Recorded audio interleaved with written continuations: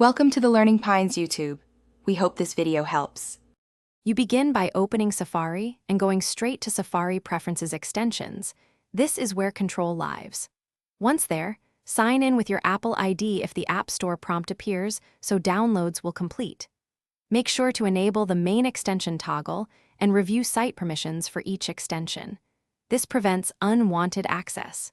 You do this now because enabling at the browser level allows subsequent installs to function without permission errors, and it keeps things organized from the start.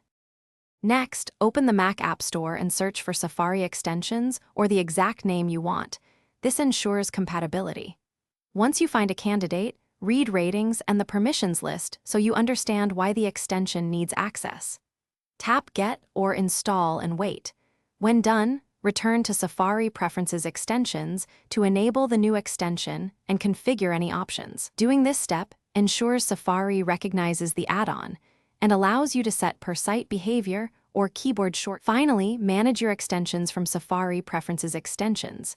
Toggle them on or off, remove those you no longer need, and adjust per-site access to limit data sharing. If something breaks, disable the extension and reinstall it. Also check for Safari and Mac OS updates because compatibility issues are common. If problems persist, clear Safari's cache or test in a private window to isolate conflicts with other extensions. This troubleshooting tip quickly narrows root causes so you can restore normal browsing.